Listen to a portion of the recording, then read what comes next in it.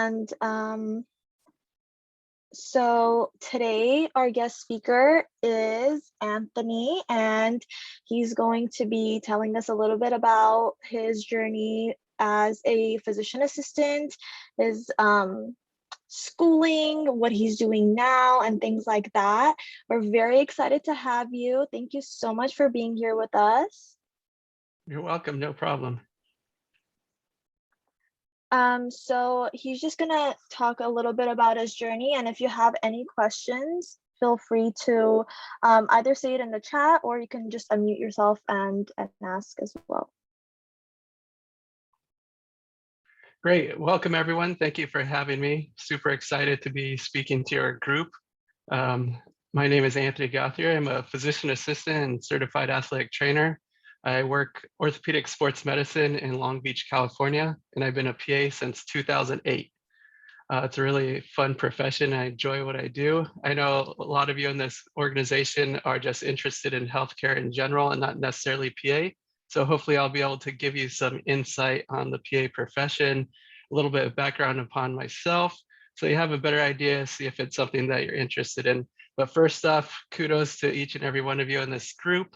The fact that you're a part of a group like this just shows you have the determination and you're eager to get a career in healthcare. And I think being involved in an organization like this that allows you to network, connect with other people that have similar interests and goals is really a first step in being able to achieve your dream of becoming a healthcare professional. So excellent job, everyone. I wish there were things like this when I was an undergrad. There's kind of similar things, but not as involved as you guys have it with like outreach and volunteering and networking and all that. So excellent job with that. Just real quick rundown upon myself and my background. I grew up here in Southern California.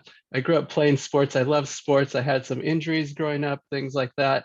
And so I always knew growing up I wanted to be something revolving around sports. And it wasn't until I injured my back senior year of high school playing baseball that I learned about kind of more healthcare professions. I injured my back playing baseball. I had to go to physical therapy. Luckily, it wasn't anything major where I needed surgery, but I was laid up for a few months and doing a lot of physical therapy. And that opened my eye up to the profession of PT.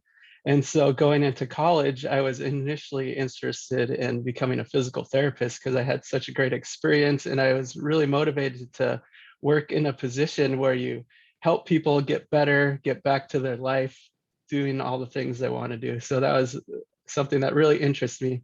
So I did my undergrad at Cal State Long Beach, and I was athletic training. So if anyone's not familiar with athletic trainers, if you watch sports and you see people run out onto the field after an athlete gets injured, that's usually the athletic trainer. So it's part of the allied healthcare profession. And so I did that at Long Beach State for my undergrad. Now, I was still thinking about PT. And so towards the end of my undergrad, I started working in a physical therapy clinic. And I think that's kind of one of my biggest tips for you guys is just no matter where you are in your undergrad career, try to get an entry-level position in the healthcare field.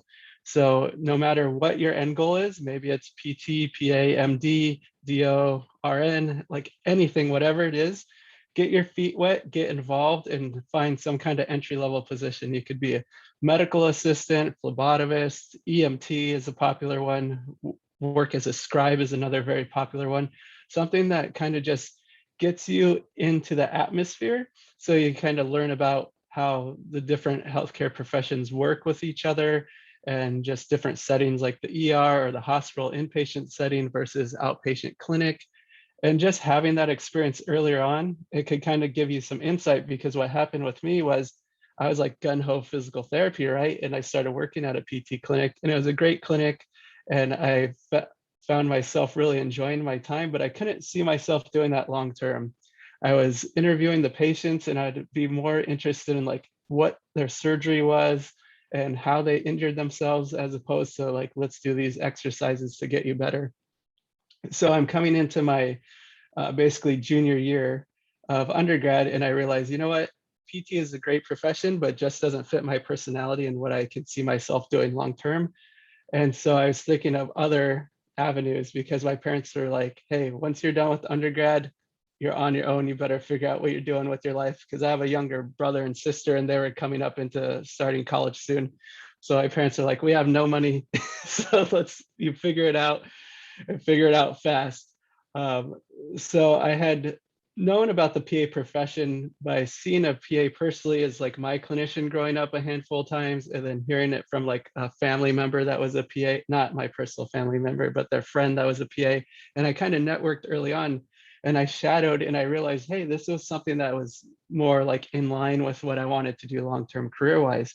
So I was able to network with PAs, shadow every person I came across that was a PA. I asked them a million questions and just was asking about like how they got into the profession, what they enjoyed about it, what are some of the highlights, some of the things they'd like to see different. And it felt like that kind of connected with my personality and what I wanted to do long term. So I'm getting into my senior year of undergrad, and I need to start taking all these prereqs. For athletic training, I covered like some of the basic like bio and chem, but I needed to take OChem, and there's a couple other like higher division science courses that I needed to take that were not part of my undergrad. So I was just hitting it hard. Once I figured out I wanted to become a PA, I just went all in. I was taking summer school, intersession, like pretty much anywhere I could find a class that was a prereq at junior college, I was trying to take it so that way I could apply to PA school. So finish up at Long Beach State, but I still had some prereqs that I needed to do and wanted to get more healthcare experience. So I continued working at the PT clinic to gain my healthcare experience, and I needed some prereqs. Now, this is one of the downfalls of the PA profession while applying, because there's no like real set prereqs. There's ones that most of the programs have, like the basic ones like anatomy, physiology, general chemistry, general biology. But once you kind of get into some of the specifics, like they might want a literature course, or they might want a certain type of English course, but another PA program wants you to have genetics, and this other PA program doesn't care if you have genetics, but they want you to have philosophy. So that's one of the downfalls about the profession when applying to it, is you really have to be diligent when you're researching PA programs to see what all prereqs that you have and if you meet all the requirements.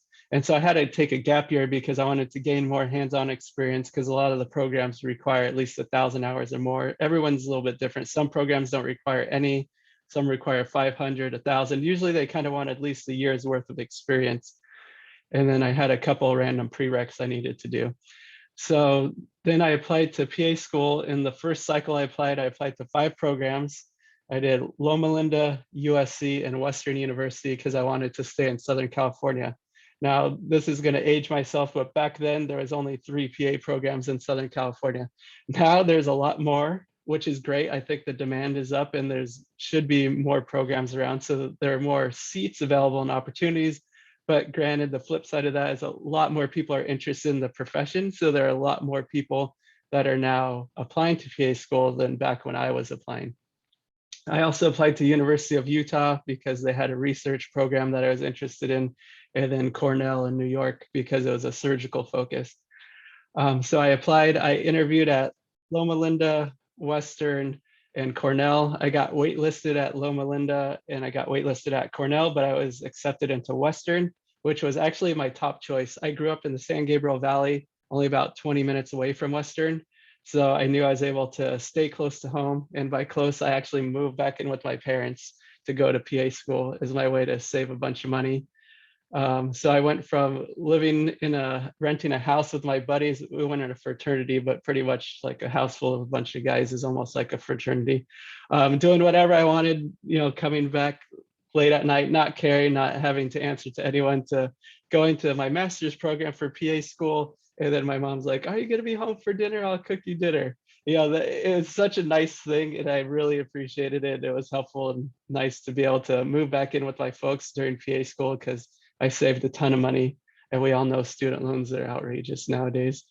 So I attended Western University, and I really liked it. If anyone's interested in Western, I think it was a wonderful program. One of the things I liked about it was, well, of course, the geographic location was one of the key sellers for me. And then also their program for PA school has usually about 90 to 100 students in the program for each cohort. And if you research PA programs around the country, most are going to be like 40, 50 around there. Some might be a little bit larger, but Western is usually like the highest volume for the cohort than any other program in the country. And some people don't like that. They feel like you just become a number. That wasn't the case for me. I felt like with 100 people, you're bound to be able to find some friends in that group. You're going to be able to connect with some people and find people that have similar interests or people that you can really connect with. And the funny thing is, I have a handful of friends that I went to PA school with that are truly lifelong friends. We still are in touch. We went to each other's weddings. We all have young children. We go to each other's birthday parties. We hang out on a regular basis. It's just a really neat situation. You probably will experience that with at UCI. You're going to find, connect really well with people and they become lifelong friends. But once you have to endure the arduous task of PA school for those 2.5, 3 years, depending on which program you go to, you're really going to make some close friends, because if you have to get through that hardship together, you're going to form some strong bonds. So the first year of PA school is didactic. So you're in the classroom, very similar to undergrad, where you're just like constantly studying for exams and tests. And if someone tells you PA school is easy, they're lying to you. Make sure you just like don't listen for anything else, because it is very difficult. There's just so much information, and medicine is an always evolving field that there's just no way to know it all. Of course, there's going to be things that you become interested in, and you're going to be able to retain that information because you have some sort of connection and interest to it. But there are going to be other subjects that you're like, just get me through this so I could pass it on the exam and I won't have to worry about it ever again. So keep that in mind. The fact that you're accepted into PA school, the program believes you have what it takes to be a PA. So some people get discouraged because there's so much information you have to take in. And it's a different type of stress. Even with undergrad, there's a high level of studying and learning the material and being able to use that in the future. But PA school is this whole nother level of that. So the didactic year, you're just trying to survive. You're basically treading water, keeping your head afloat. And then you get into the clinical year. And the clinical year is fun, but it has its own set of stressful aspects to it. I feel like clinical year is more fun because you're actually like helping people. Before you put your stethoscope on and you're kind of playing, auscultating, listening to your friend's heart and lungs, or your parents, or like your girlfriend or boyfriend, or like, you're just kind of playing the part. But once you actually do your clinical rotations, you got your white coat and you're all excited and you go in and you're like, I'm going to help you today. And then the person's just like, what? So there's a lot of kind of learning about yourself and building some confidence and learning your skills and honing your skills. You have all that textbook knowledge in your head and you think, I should be able to just see this patient and take care of them and it'd be no problem. But of course, the patients don't read the textbook and they present to you in a certain way. And you're like, I don't remember reading anything like that in the textbooks, or we didn't study that at all. One of the great things about medicine is that you become truly a lifelong learner. You're always going to be studying. I've been a PA since 2008, and I'm still constantly looking up, reviewing things, looking up new medications. Are usually the kind of the more difficult things because they're always evolving and new ones are coming out. But it really humbles you to the fact that, hey, this person is trusting you to care for them, and you want to make sure that you can be the best possible clinician. So clinical year was fun because you got to, like I said, kind of put what you've learned to work. And of course, there's the stresses of like, oh, you're just a student. I won't want you to touch me or see me, but you'll get around that and learn. And then it's time to graduate.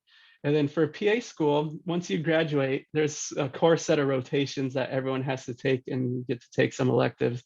Because my background was sports medicine, I made sure that all my electives were orthopedics, and I did orthopedic surgery for my electives. And coincidentally, my very last extern rotation was with the orthopedic group in Long Beach. And I still remember this so vividly. Last week I was going to be there for the rotation. They're like, oh, are you finishing your rotation up soon? And I'm like, yeah, Friday's my last day. And this was Monday. And they're like, all right, well, come in tomorrow, bring a resume and wear a suit. And I'm just like, okay, sure. So I get it all together and I show up, and it's Tuesday morning, and the two head orthopedic surgeons of the office sit me down in their office and they're like, Anthony, do you like it here? And I was like, yeah, this is a great experience. I'm really learning a lot. Thank you so much. And they said, can you see yourself working here in the future? And I was just like, of course. And so they offered me a position right when I graduated. So I graduated from PA school, got hired on with this orthopedic group in Long Beach, and I've been there ever since, and it started in 2008. So it's a very interesting thing to just look back and reflect. This 2008 when this happened, and the years just seem to start flying by now. For those of you, you feel like that goal is so far away. You're like, okay, I just need to get through this class. But first I need to graduate, then I need to apply, then I need to get into PA school, then I need to graduate PA school, then get a job. But you know what? You're just like so tunnel visioned right now on the short-term goals, which is good. You need to be focused. But once you kind of keep working at it and each day a little at a time, you start chipping away and you can accomplish your goals. And then you get to a position like myself and you reflect back and you're like, wow, that just was like a blur. Everything went so quickly. So for all of you out there that don't think you're ever going to reach that goal, just keep working each day a little at a time.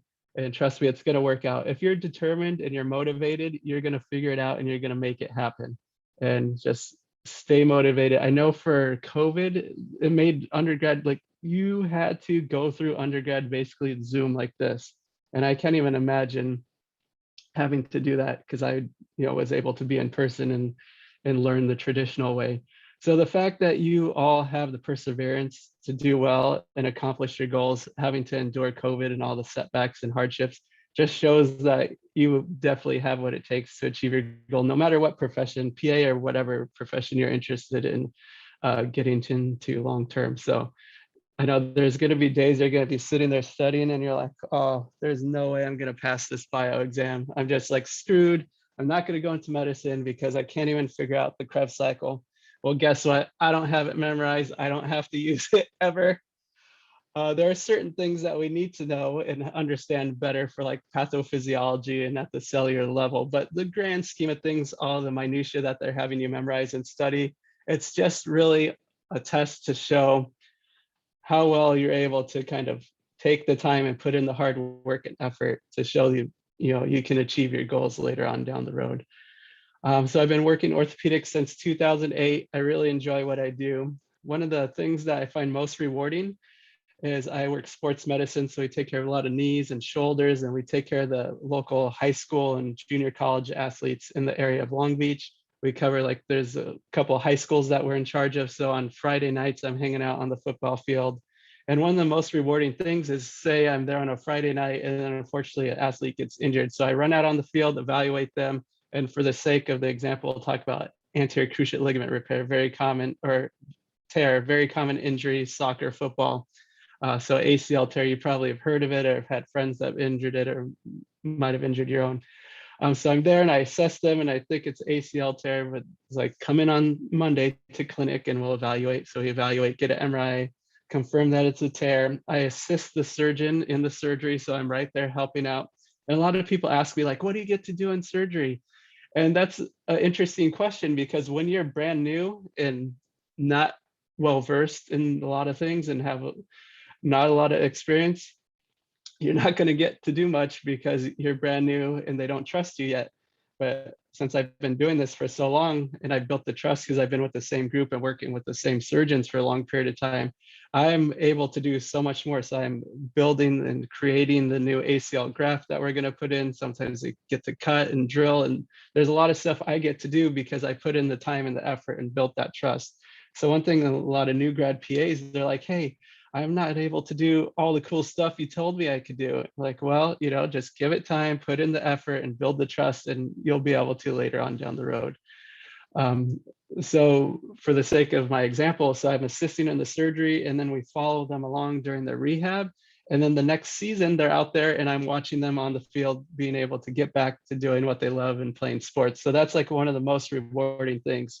And the same holds true. We take care of a lot of elderly people also with knee arthritis and hip arthritis. And so I get to assist also knee replacements and hip replacements. And that's another great one where you have someone come in and they say like, I just want to be able to walk on the beach with my wife, or I want to be able to play with my grandkids or go on vacation with my family. and you do a knee replacement and they get better and they come back and they're like, hey, I have no pain. I can do all the stuff I want to do. I'm able to exercise and walk and kneel down to play with my grandkids. And some of that is just like, it makes you realize, hey, I got into this for all the right reasons because it's so rewarding and just makes the days are going to be long and arduous, and there's never ending supply of patients. That's one of the interesting things of medicine. I feel like if you work at Starbucks or In and Out or a place like that where it's just like there's like you always know there's going to be a line out the door for people that need to be taken care of. Same holds true for medicine. There's like never any shortage of people that need to be seen and cared for. And unfortunately, we have a lack of access to healthcare. And there are people in rural areas. We're kind of fortunate because SoCal, we're a very population dense area. There's a lot of providers. But you go into other states or even some rural parts of California, like some of the central California, like farming areas, and they can't see anybody, or they're going to have to travel an hour or two just to get to a hospital or just to see any access of care. And so one of the things for the PA profession originally is to kind of improve the access of care so people don't have to wait 6 weeks to be seen by someone. And granted, there's things that a PA can easily take care of, and there's some things that you need the assistance of the physician. So that's one of the nice things about the PA profession is that it's a real team approach to medicine. It's not necessarily like, oh, I'm going to take care of this and you take care of that. A lot of the things we do is we kind of work at the team approach. And the patients, once they realize that, they really appreciate it, especially the patients in our clinic. So there are people that I've known for a long time and they just see me. There are other patients that I see and present to the orthopedic surgeon, and he sees them also. And there are some patients that just see him, and we kind of just have this basically efficiency and style worked out, and the patients seem to appreciate it because if they have a question and they call, if he's not available, I'm available to help. And so we just work as a team like that, so it's helpful. Some of the exciting things, a lot of people ask me like, what's the craziest thing you ever seen? I used to do a lot of trauma early on, and we'd see some gnarly motorcycle accidents. So I'm like never gonna ride a motorcycle. For those of you out there that do ride a motorcycle or a dirt bike, be very careful. Some of the craziest orthopedic injuries I've seen have been related to that. Of course, like car accidents. And depending on where you work and where you live, you're gonna have different sets of injuries. One of the things about orthopedics is there's very seasonal type injuries. So we're finished with skiing and snowboarding injuries, but a couple of weeks ago, Mammoth got dumped on and had a ton of snow.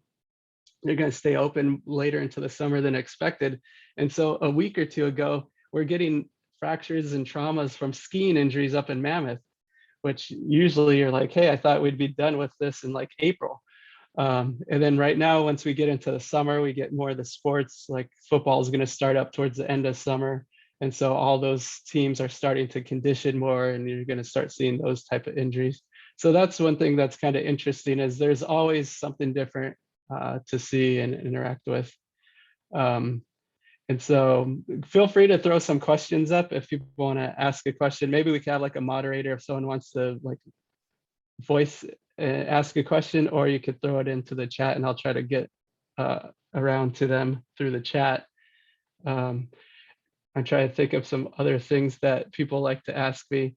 In terms of like, what do you, so one thing people say like, what do you like least, or what don't you like about being a PA? Well, granted, there's always going to be things that you hope are different and things that you might not have thought they're going to be like. And it's not necessarily the PA profession in general. I think the thing that I dislike the most is just all the charting and the computer electronic medical records.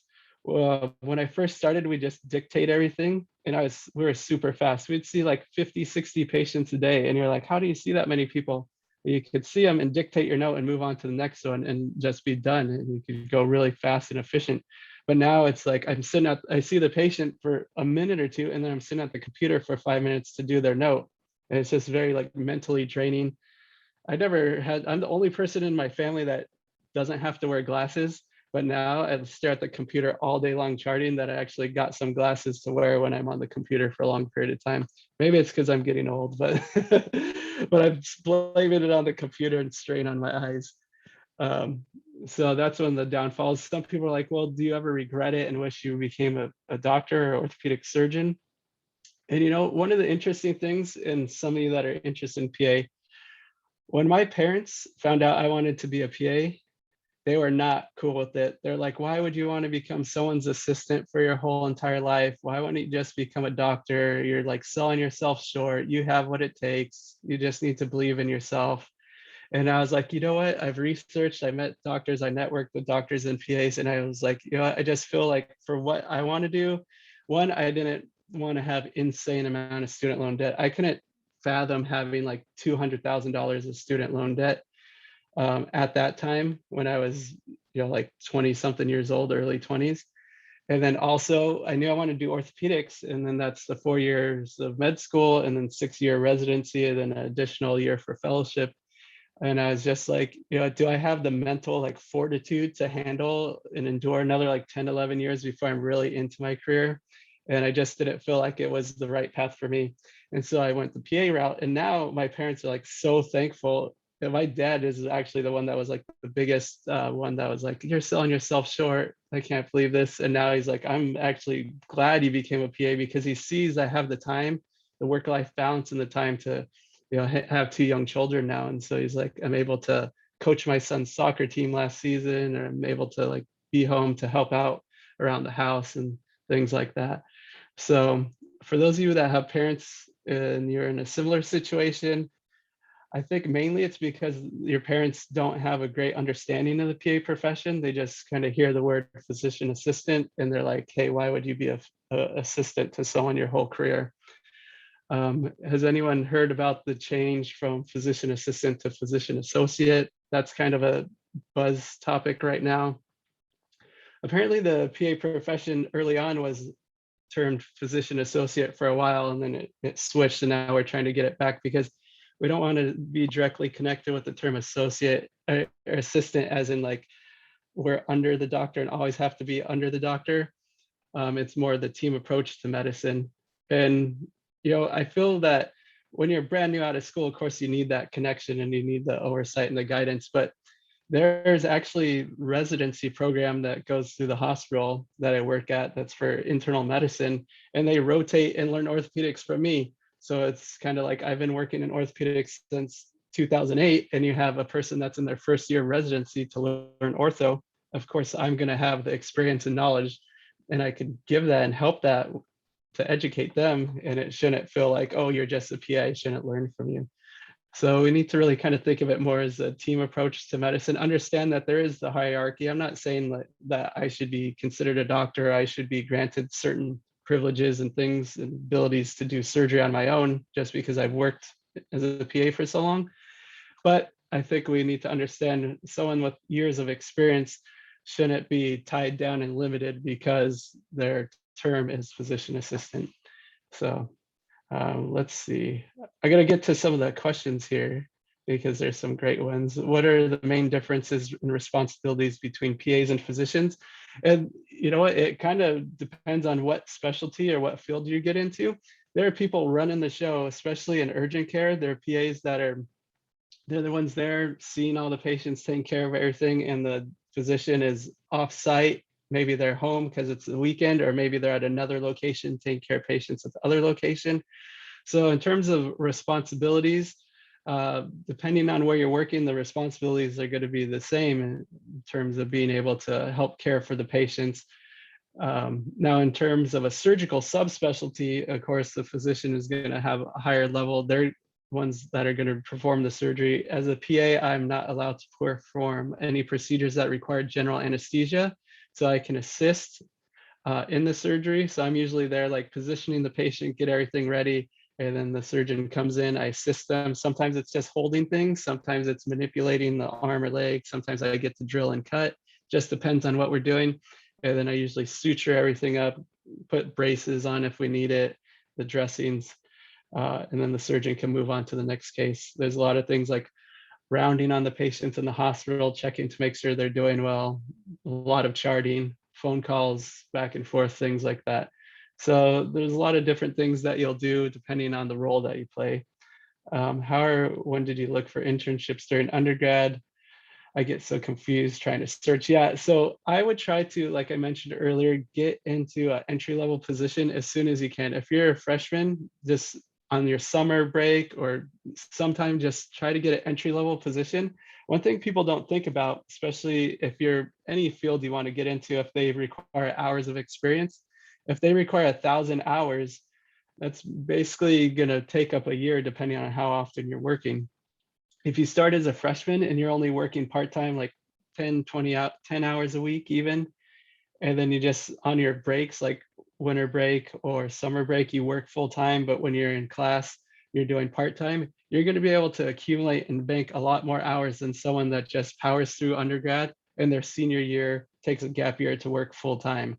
So I would try to look into different things early on. I know with different medical centers that your program's connected with, just try to connect and network with people. A lot of urgent cares, family practice clinics, they're always looking for medical assistants or scribes. Scribes of the local ER is another good one to at least get your feet wet and get some experience in. So look into that.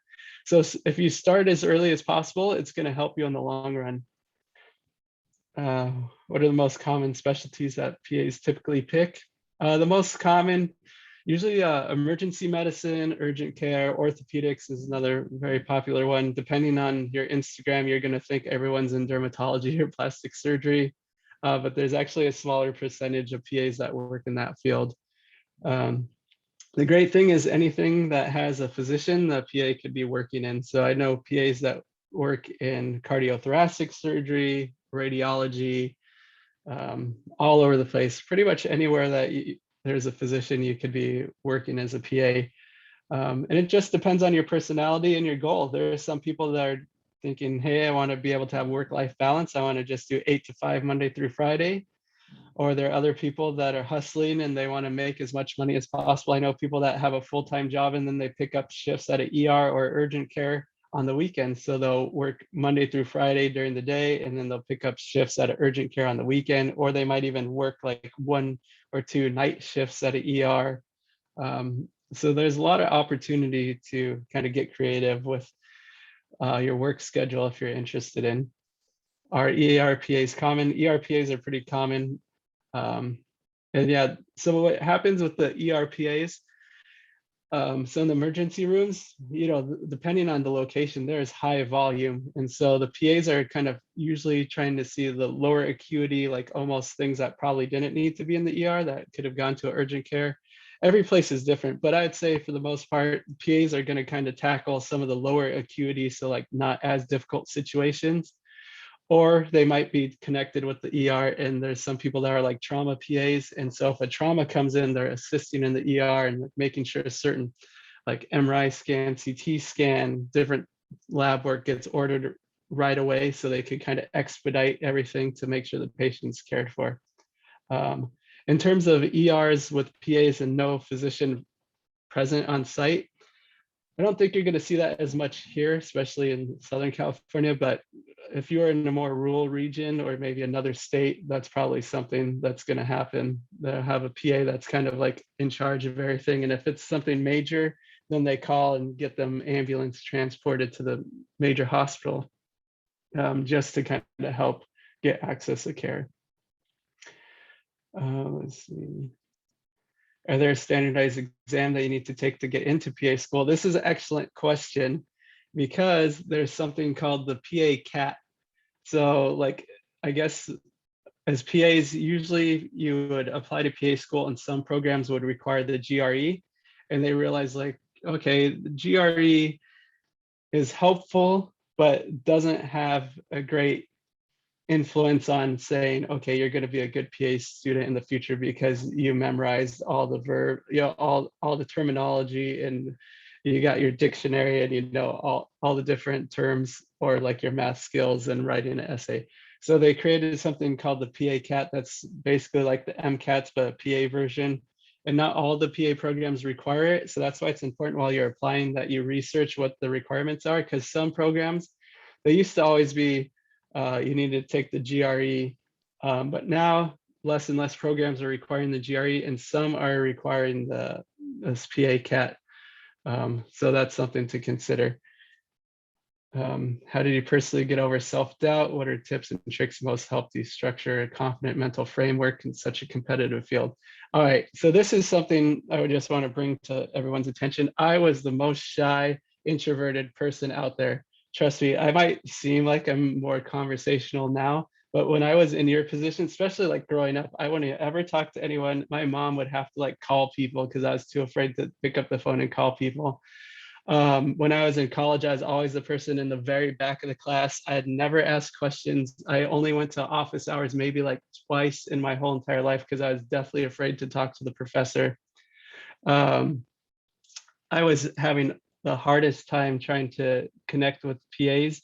It was basically like friends of a friend or like my family member's good friend that was a PA, and that was the only way I was able to take the initiative to connect and shadow. I would not be the person that's like, I'm going to cold call these offices. I'm going to email all these people off of LinkedIn to try to connect. And just like that was me. I was super introverted. And you know what? I don't know what happened over the course of the years, but I think PA school realized like, hey, you need to get your act together and just kind of get over it. And I think the shift in the framework was, and this was kind of leads to like imposter syndrome if you ever heard of imposter syndrome, but um I've had to get to this frame of mind where like when I put my white coat on, I was almost like acting. I felt like, okay, I'm playing the part, like I have to be acting the part. And you get to a point where you've seen so many patients and you've gone through the routine so much that becomes second nature, and you don't have to feel like you're acting the part anymore because people just see that you exude the confidence and you have the knowledge, and then you don't have to act the part anymore. And that just, who knows how long it takes. Some people, it could take the course of a summer. Sometimes it could take years. I think the most important thing you do is just throw yourself out there and put yourself into these situations where you're going to feel uncomfortable. I know it sounds cliche. They're like, take the initiative, put yourself out there. You got to get out of your comfort zone. You're like, okay, but you know, the reality is you kind of have to do these things in order to get yourself better. One of the things I really enjoy doing is going to groups and organizations and speaking. If anyone follows me on Instagram, you probably see my feed that I do a lot of outreach to the local universities. I'll do like suture clinics and talks. And trust me, the first couple times, Long Beach State was my alma mater, so they invited me back, and that was like the first club I actually spoke to. And that first, I was like shaking, so nervous, stumbling over my words, and you realize, you know what? And just keep doing it and doing it. Now I could just hop on and be able to, you know, tell my story and answer questions and not feel like frazzled or anything. So yeah, self-doubt, you just gotta keep with it. And you know, maybe it takes like pretending in the framework of your mind. Like I said, I put on the white coat and I was like pretending I was an actor on TV, like I'm acting the part. And sometimes that is what it takes. Sometimes it just everyone's different in their mindset. Do the internships or hands-on work hours have to be licensed in order to count towards? So that's something you have to look at each individual PA school. Some are going to say just 1,000 hours of hands-on, and they'll list the examples. So one thing is scribing for PA programs is not considered hands-on patient care. So you have to kind of keep that in mind. Usually MA, phlebotomist, things like that. And sometimes they're saying like phlebotomist isn't, I'm not sure. Basically, I feel like anything, if you're doing something to a patient, on a patient, that should count as hands-on patient care. Doesn't necessarily have to be licensed. Of course, any licenses you hold and certifications is going to help, because on your CASPA, which is the application for PA school, you have to upload and list any license and certifications that you have. So if you're a certified like EMT, medical assistant, or even just having your basic life support like CPR card and stuff, you put all that in there, and it helps count towards it. What's the best way to make yourself a competitive applicant? The thing is, each and every one of you is a unique individual in terms of your journey to PA school. So a lot of people get into this mindset of, okay, I'm a biology major, I'm interested in PA, and you feel like everyone else is doing the same thing. But you have unique backgrounds, like maybe your culture, maybe where you grew up access to healthcare, personal experiences with healthcare. Maybe you had an injury or had to have a surgery. All those things make you unique and different. And the main thing is kind of playing off what makes you unique, because granted, everyone's going to have work experience. Everyone's going to have the courses. Some people are going to have better GPAs, but if you have a lower GPA, you need to really highlight your strengths and your uniqueness. And so maybe you are part of, did mission trips like Global Brigade or Flying Samaritans. I know they have some chapters at your university. And so maybe you're involved in those organizations, or maybe you did outreach and volunteered at local, community clinic, or just anything that you're interested in. Really get involved with volunteering. And you don't have to volunteer in the medical field. That's one fallacy. A lot of people think, oh, I have to volunteer at a hospital. I have to volunteer at X, Y, and Z because it's medical related. You know what? You don't have to. If you're very involved in some other outreach organization, maybe you're really involved in helping the homeless, or maybe there's some community non-medical related thing you're very involved in. It's better to be very involved in a club or organization where you spent like 3 or 4 years working there, and you kind of worked your way up the ranks where you became a board member or president. That's going to go a lot further than someone that's part of 5 different medical clubs and just a member of it. Because anyone could sign up for all the different clubs and go to one meeting, but if you're a part of an organization, worked your way through it and became president or vice president or chair or whatever the position is, and you're involved in like organizing big events or connecting with community members, that's going to go a lot further and help you out. So try to do that. Best way to get shadowing hours. This is like by far the most difficult recently because of COVID. I used to let a ton of people shadow me, but because of COVID, I'm not allowed to let people shadow in our office anymore. Hopefully soon they'll let me back to having shadowing opportunities. But yeah, it's a difficult situation. I'd really try to connect with the PA first and build that rapport, and then ask about shadowing, because there are a ton of PAs out there that are willing to help and answer questions. And then once they build that rapport, then they might allow you to shadow. Because just think about this. If someone just randomly DMs me on Instagram, says, hey, I want to be a PA, can I shadow you? I have no idea who this person is. And I'm going to let them spend the whole day with me. And like, of course, I would usually kind of vet people and have a checklist and make sure you're dressed professional. This is what to expect. But I've had people come in with just like torn up jeans and tennis shoes rolling into shadow because they thought it's like an extension of their college class. And it's like, sorry, you can't, we want you dressed professional. You can't hang out here today. You look like just someone, randomly coming in to stand and watch. So just try to be professional and cordial when you're interacting with PAs, and really try to build a connection with them. Just like if you're walking on campus and someone came up to you and was like, can I borrow $100? And you're like, I don't even know you, no way. Maybe if it's a close friend that asks and they're like, hey, I have something happened, I need $100, I promise I'll pay you back, and it's your friend, and you're like, I am the cheapskate, so I'd still be like, no. But maybe you're more considerate of doing it. It's the same holds true when with shadowing. There's kind of a lot of liability, not necessarily like legal liability, but if I just let a random person just hang out with me for the day and something happens, or they're not professional, patient gets upset, writes a bad Yelp review because the person shadowing like made some comment, that's not good. So always be professional and just kind of build that rapport first. All right, here's a little secret. For the past handful of people, because I can't allow shadowing, but people reach out to me and I say, I can't let you shadow, but I'll be willing to chat with you on the phone for like 20, 30 minutes. Guess how many people have taken me up on that offer to like chat on the phone, where I said, I can't let you shadow, but I'll talk to you on the phone for like 20, 30 minutes, answer any questions you have.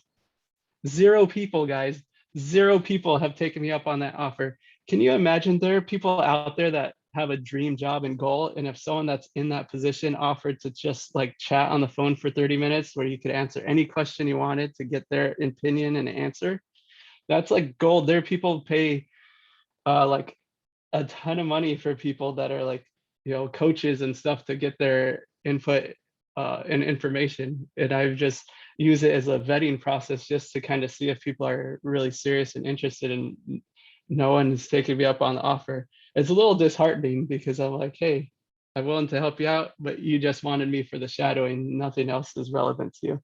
So if you ever come across an email and someone says they're willing to talk to you on the phone, I would say take them up on the offer. Or if you email me and I tell you that, then please take me up on the offer. Do PA salaries increase over time and experience? Yes. There's kind of, depending on where you work at, there's a ceiling. Like, of course, certain locations, like if you work for a huge medical organization like a Kaiser or Scripps in San Diego, they're going to have a structured pay schedule. So if you work and you've been a PA for like 3 years, you get this amount, 5 years, this amount, and you kind of get your bonuses and increases in that nature. If you're in private practice like myself, it's kind of like depends on our volume and how well we're doing financially as a group. Every place is different, but in general, you're going to get increases with experience because you are going to be responsible for more things once you've gained that experience. The main difference between an NP and a PA, this is a great question. So nurse practitioner in California, a lot of hospitals are hiring more nurse practitioners because they don't have to be directly connected with the physician. So they don't have to, in California, they kind of have to be, but in other states, some of the states, they have full practice authority and autonomy. So a lot of the hospitals are hiring NPs more than PAs. Kind of some of the things, nursing there's the nursing model of medicine was slightly different. And most of the time you have to be a nurse first and then nurse practitioner as a stepping stone. I know there are programs out there that are accelerated NP programs where you don't even have to be a nurse and you just do extra like courses in a year of coursework. But for the most part, you're RN first and you kind of work your way up to be a nurse practitioner. They can work in any field, but the majority of them are working in family practice. But I know plenty of NPs that own their own like aesthetics and do Botox and that kind of stuff. For PAs, you always technically have to be tied to a supervising physician. Doesn't necessarily mean they have to be like at the office with you at all times. Anyone can be a PA. You could be a literature major, you could be poli-science major, and then as long as you have the prereqs and do well in the interview, then you could become a PA. So that's one of the things that's kind of unique about the profession is technically, there is a gal in my PA program, my personal one, that she was a lawyer for a few years and then decided she wanted to switch and became a PA. People that was a chiropractor, pharmacist, people that kind of want to be more hands-on in patient care, they sometimes gravitate towards the PA profession. How do you find a supervising physician? Basically, they're going to hire you. So usually you get hired on by an individual physician. If you're at a small private practice, you might get hired on by a group. So where I work, there are 10 orthopedic surgeons, but I kind of have one main boss, and he's the one that I mainly work with, and he covers my salary. And if I help other people, then I kind of get reimbursed or get bonuses and things accordingly. If you work for like Kaiser, you're going to be, they kind of have this umbrella where you're technically under the supervision of all the different physicians in the department that you work in. So those are some of the things that you can expect.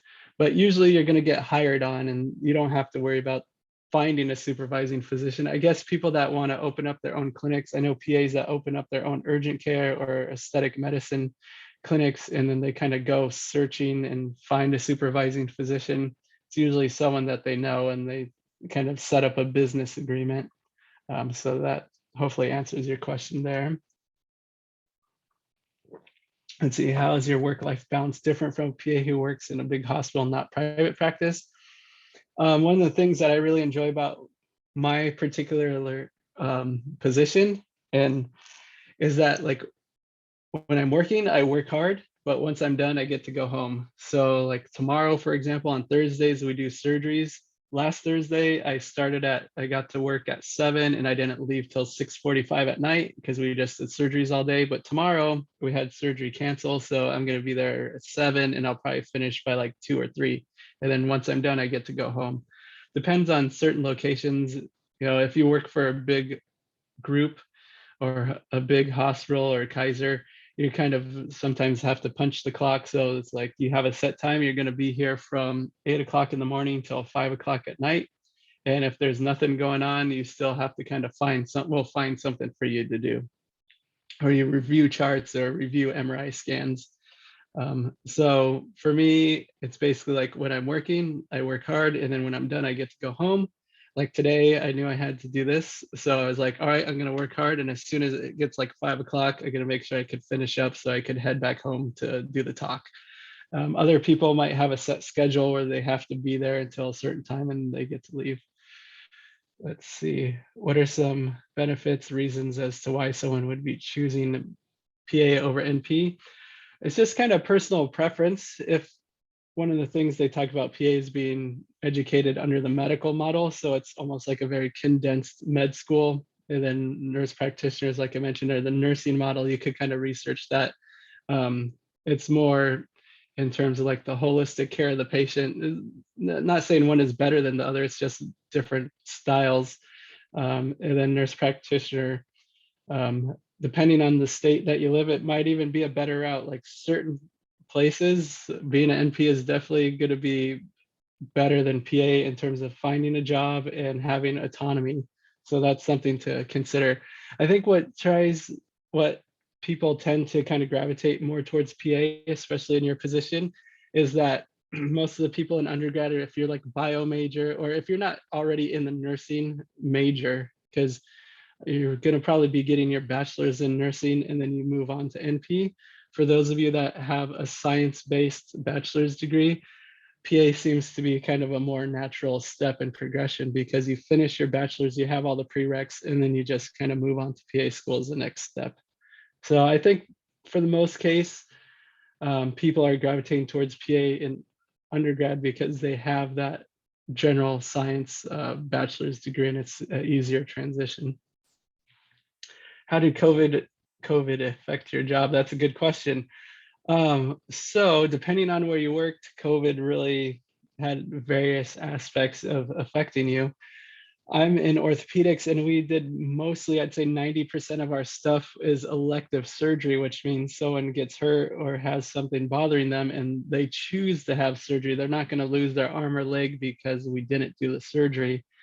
And what happened was the hospitals were so overwhelmed, and this is when COVID really like hit it and affected everyone. There's shortage of hospital beds. Everyone was needing a ventilator at that time. We actually shut our office down for like a month because we just wanted everyone to, with stay-at-home orders, everyone just like be home, not interacting. And I was doing a lot of telemedicine. So I was fortunate enough I didn't get furloughed or laid off. I know other people that had as PAs, and I was doing telemedicine. So Zoom like this, I'd call them up, ask them about their knee or shoulder, have them like move their leg. It's very interesting to talk to an 80-year-old woman and ask them to like, okay, move your leg back and forth. Show me on the screen. It's like angle your computer. Have your grandchild angle the computer screen down. You know, that kind of thing. So that was interesting for COVID. But once we kind of opened our office back up, here's another interesting thing. I'm one of the younger clinicians in the group, and so there's a handful of us that were kind of young, healthy, and they figured, hey, the younger, healthy people aren't getting hospitalized or at higher risk of dying from COVID. So they're like, there you guys go into the office and start seeing people. So we had the skeleton crew for like I feel like it was 4 to 6 weeks. It was just like 3 or 4 of us, like a front desk person, x-ray tech, myself, and then like one other, sometimes one of the younger doctors would come in and see patients. And we're seeing the people that like had to be physically seen. Maybe they had a wound complication that needed to be cared for, or they had like, a lot of people were doing outdoor activities. So people got really into roller skating, mountain biking, just riding a bike in general. So you fall and crash and break something, then you had to physically come in and I would see you and take care of you. And then things kind of slowly improved. One thing that I actually didn't have to go into the hospital and take care of COVID patients leading up to it. They sent out emails saying like, are you willing to come in and help work in the ER, work in the ICU if we needed to, if we didn't have the manpower to staff the ICU and stuff.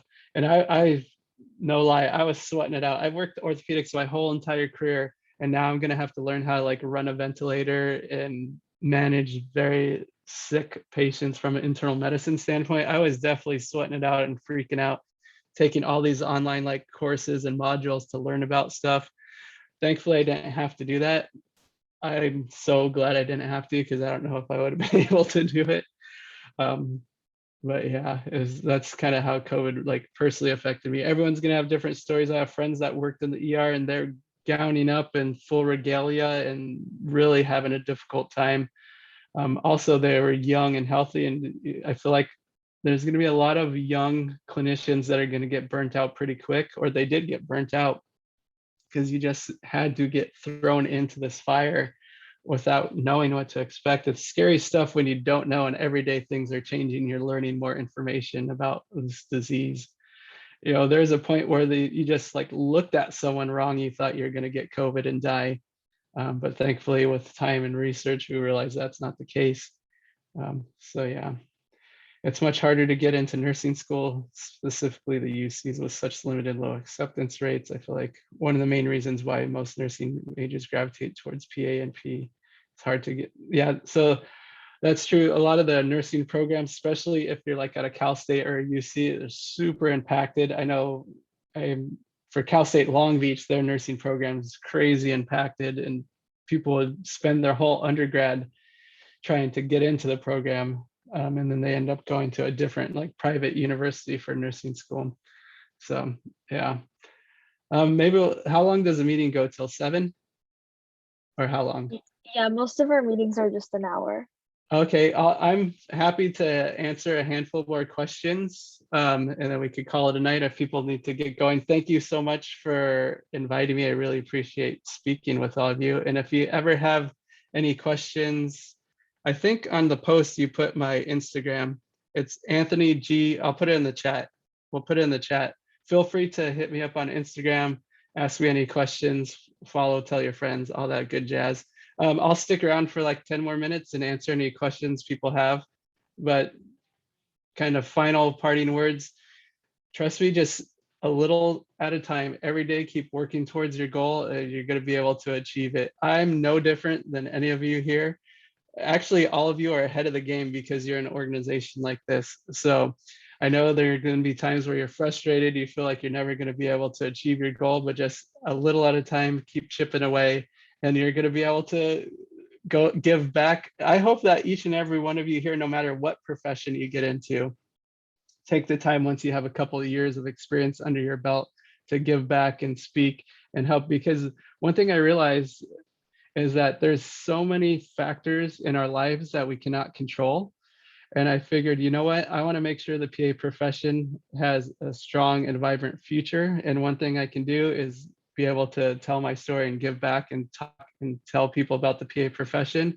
And that way I could make sure that motivated people are interested in the profession, people as like passionate about helping patients and pursuing and improving the PA profession in the future. So this is like something I can control. I can help improve the future of the PA profession by educating all of you about the profession. So this is my way of kind of ensuring some job security.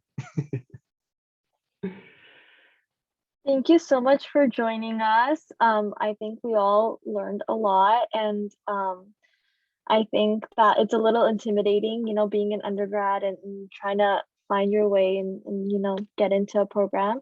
But we really appreciate your guidance. Does anybody have any more questions? You can unmute or put it in the chat.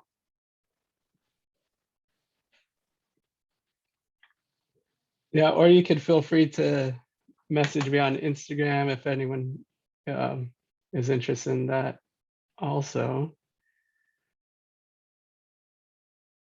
Who will have the recording?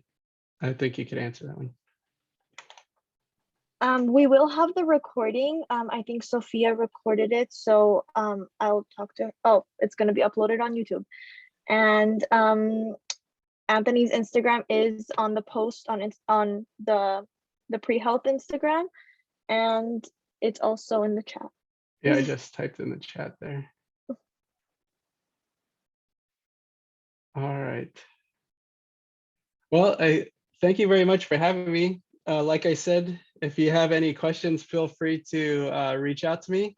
And hopefully those of you that are interested in becoming PA, please reach out to me and I'd be happy to help out and answer any questions you have. And for the rest of you that are interested in other health professions, keep at it. I commend you all and keep working towards your goal.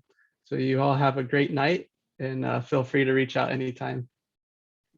Thank you so much. Have a great night. All right, bye. Bye.